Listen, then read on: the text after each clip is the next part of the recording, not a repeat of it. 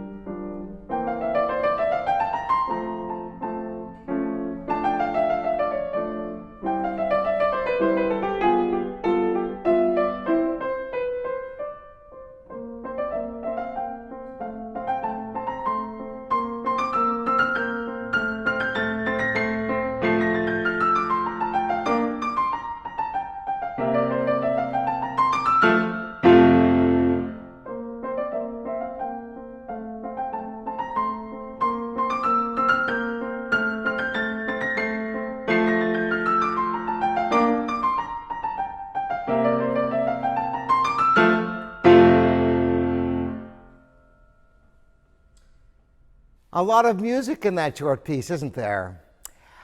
Once again, obviously, you need to learn the music and master the fingering and all of that. But what I'm going to talk about is beyond just the basics of learning the piece, how to make it sound like that. And it really comes down to playing expressively. And fortunately, the dynamics are written in a great deal. It all comes down to the rise and the fall of phrases. Once again, to demonstrate without that, without rising and falling in the phrase, it's flat. Listen to this.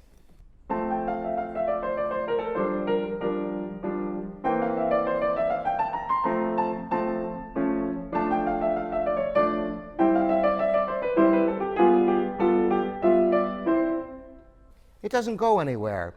So the first two measures, think of a rise and a fall dynamically.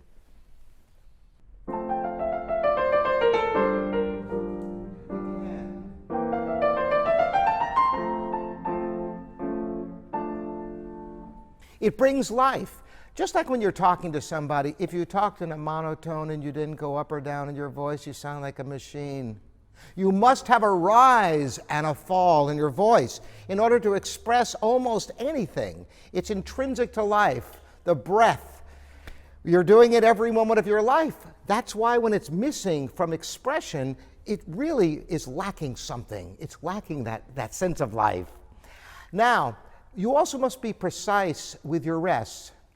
There are a number of rests in here, and you must observe them very, very carefully, or you lose something. The precision of the rhythm is paramount to the performance. Let us now skip to the second section because there's a total change of character. You have the left hand, which you can practice in chords because it's simple eighth notes repeated.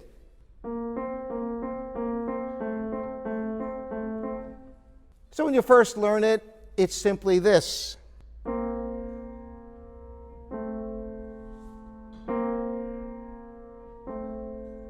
So you can learn the left hand very quickly. The right hand, it's a combination of mastering the fingering as well as the phrasing.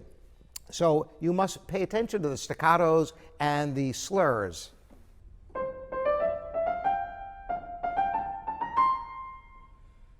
You hear how the phrasing is articulated. The way that is done, once again, is with the wrist.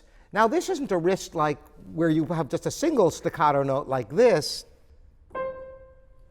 which is a down and up. The first note is that. But then you have three notes in a row. So you'd go down in the first note and up in the third note. So once again, you have the down up of the C, and then the three notes are down and then up. Down on the C, up on the E.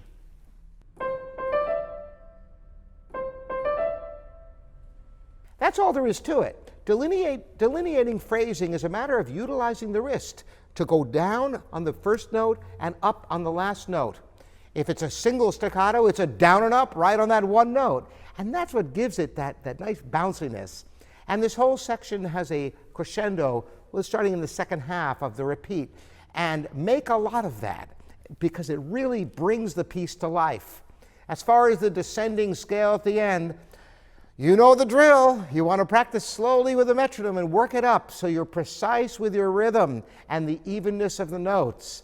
Thanks so much for joining me. Once again, this is Robert Estrin at virtualsheetmusic.com. Thanks for joining me.